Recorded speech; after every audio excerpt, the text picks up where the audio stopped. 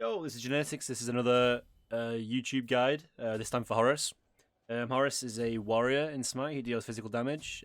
He's mostly played in support, pretty much exclusively played in support. Not really great in other roles, and I'll go into detail about that later on. Horus is very, very good early game with a lot of damage and early pen shred. He's extremely sustainable with his passive and his 3. And his ult late game allows a lot of map plays, which makes the game very unique when he's in the game. To start off with, Horus is passive. Every single time Horus takes damage, he gets a stack of bollocks. Every time Horus is damaged by an enemy god, he gains a stack of his passive. For each stack, Horus gains 1.5 prots, 1.5% CCR, and a heal depending on his current level. When Horus gets to full late game and he gets full stacks from his passive, after 3 seconds, so for the duration of his passive, he's given 15 prots, 15% CCR, and at the end, after his passes, after he stopped getting hit by enemy gods, he will heal for 170 at max stacks. This is a fantastic ability. It means if you're going in and taking damage, you're guaranteed to get a little heal at the end of it. And also, the CCR in combat's amazing, and so the prots. If you're getting tucked in there and you're going in a team fight, you're guaranteed to get, get hit by at least 10 things, especially tick damage. And this means that the passive pretty much always gets procced. Horus' first ability is broken down into 2 parts. The first part is that he knocks up everyone in an area around him, and after the knock-up, he gets a Gust of Wind attack, which means it's basically an enlarged range attack on most characters, and you have it for 5 seconds, and it'll go through enemy gods, through minions, it'll slow everyone for 2.5 seconds, and it will deal normal basic attack damage plus bonus damage, which you should see in the ability screen. What's really unique about this ability is if you hit someone with the first part of the ability, they get knocked up in the air. If you then throw the Gust of Wind, while they're still in the air from the first ability, they will take 1.5 times damage. So this is a great combo if you ever get it on a carry late game. Horus 1 is also fantastic for clearing the wave. If you group the minions up and knock all 6 up and then throw your 1 at all of them, it will clear the wave extremely quickly. Very good late game at putting people in combat, and very good for peel as well. Horus is a great character at you getting in there and engaging, and also pinning for his team. Horus 2 is a very short distance dash. If he hits an enemy god during the dash, he will stun the god for 1.25 seconds, and then gain a cleave attack, which will fire straight away after he hits the enemy god. You can actually change the direction of this, which you'll see in the clips below. But anyone hit by his second cleave attack will take bonus damage, and will have their prots reduced for 3 seconds depending on the leveling of the ability. You will 2 stun someone, shred their prots, auto, and then 1, and then throw your wing gust straight away. So the 1.25 second stun for Horus is just enough where you can stun someone, apply the cleave attack, throw in an auto for most effective damage, and then knock up straight away for more damage. Horus 3 is basically a leap that follows an ally. He will fly with the ally and follow them until he lands directly on them. It moves very, very fast. As soon as he lands, he will give all allies around that person and himself health and prots. 3 seconds. Horus 3 is a really interesting ability, and this is explained to me by Chaos, which is one of the coders at Hi-Rez. Horus 3 is like a rope. You will lasso basically to the friendly god that you want to heal, or the minions, for example, and it will be a rope length, right? And if that person's moving faster than you are, which is very unlikely, but it can happen with certain things, the rope will stretch.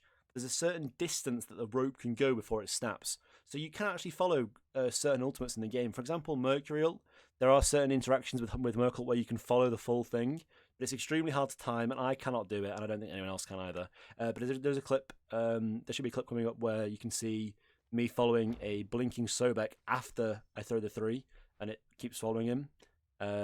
Horus 3 does have a problem that it can be cancelled on landing by enemy gods. If you are throwing an ally that's being affected by Poseidon Whirlpool or by Artio's Cripple, her 2, then it will not heal, nor will it apply protections, but you will still follow the person and land at their spot. Horus goes in the air and has a circle beneath him, and a circle where he can choose to land. Any allies that are in either of the circles gain shields based on the level's ult, and any enemies in the second circle, which is the one you choose where you're landing, they will take damage and get knocked up. Enemies in the first circle will take no damage and nothing will happen. The first circle is purely for allies only. So Horus Ult is the first ability in the game where you can teleport allies around. and this brings a lot of unique interactions, which obviously some of you might know, but I'll show later on in the end. So you can do this for teleporting your team in and out, teleporting your carries out, teleporting your team in, teleporting to objectives. There's a lot of different things you can do. Now it can teleport minions. It can teleport some ultimates such as Thorul, Yormul, Sobekul. There should be a clip. You can also teleport minions. I think I might have said that already. I'm not cutting out. Can't be asked. And Horus also knockbacks enemies too. I think I mentioned that. But it goes from the center though. So if you are landing and the person's behind you in the Horus Ult, they will get knocked backwards. So there should be a paint display where it shows the direction of the knockback. Horus Ult's really hard, and it's really difficult to coach people into how to use it properly. All I can say is experiment with some of the ults that I'm going to give you below. There are a few ults that I would say I'm known for, and I'll teach you how to do one of them. But a lot of the other ones you have to play around with. Every single team fight is different with Horus, and it's really up to you to be using it. But if you don't use it much, you're going to find yourself struggling, because you'd rather use an ult than not use it. So I just recommend just play around with it, have a go, and see what you can do, really. Okay. So Horus is a pretty standard warrior support, and you'll be doing the same start on every single warrior pretty much.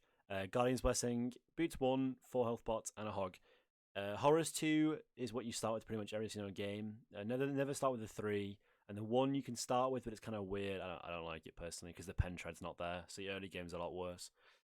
So the 2 is better when hitting gods, so it's kind of weak hitting the first camp, so you want to kind of only hog the camp and save your 2 for the first wave, because it's a 16 seconds cooldown. Horus really thrives when he's fighting. You don't want to be clearing buffs because he's not good for that. He's not an Athena who can drop a 3 and it's dead. He will have to use 2 abilities, and he has no hard hitting autos like Athena. There's other examples, obviously like Emir and such. So you want to get the hog to make sure you get to lane faster so you can fight more. Secondly, the boots. Horus is pretty open with boots. The 3 on screen are the 3 you can start with. Obviously, attack speed boots would be a bit troll and support, but if you wanted to mess around, have a go with it. Most SPL supports go Talaria boots. A few go tank boots depending on the game. If you're against a really high CC comp, I would recommend going tank boots. Talaria boots are standard because of the mana and the movement speed on the ult, because it does affect how fast you travel with the ult. And the more mana you have, the more effective mana, because of the MP5 means the more healing you can do, so it also means more health for your team. I personally start with Warrior Tabai most of the time. That's because the 1 and the 2 scale very, very highly. The 3 does not scale at all, which is why there's such high power scaling on the 1 and the 2. But I think the amount of damage you do early game with the power boots justifies it. But you do run out of mana more, and I think for a lot of players that are of less skill, that struggle not using abilities when they don't have to, they might struggle with this. One little tip for Warrior Tabai is, because your autos hit so much harder, you often don't have to use an ability on a camp if you're splitting it, or on a wave. Let your mage or your hunter or your jungler clear it. Just use your autos on the big one because you are hitting harder, and save your mana that way, and you won't need the extra 15 MP5 from Talaria boots. Okay, so for the most part in Horus, I always go Gauntlet of Thebes, unless I'm against 4 physical, where I have to rush Sov, or unless I'm against 4 magical, where I have to rush Onis. I always go Gauntlets. It's a really good item, and once you get it fully stacked, you are probably you can be as aggressive as you want in any lane, anywhere. After that point, it's kind of up to the player, but I can give you core items that people go. Depends on the game. I would say most people after Gauntlet of Thebes will go Sov, Onis, Spirits Robe, Mantle, or Relic Dagger. Depends what you're going to do. A lot of pros do go Relic Dagger, however, I don't really like the item on Horus. I go Spirits Robe, Mantle, or Regrowth a lot of the time. Regrowth procs off of his passive, so you do go a lot faster when you are running away from danger. Spirits Robe means you can't be one shot off a Kraken or off a hard CC, and Mantle means that even if you get in a CC chain, you will get the CC immunity and you can 3 out. It's really good. Horus 3 is a really insane escape because you have the dash to follow up afterwards, and your ally can blink out as you're 3ing, and it means you go for the distance. But kind of all the items on screen are what you want to build. Spectral, obviously, if you're against a crit hunter.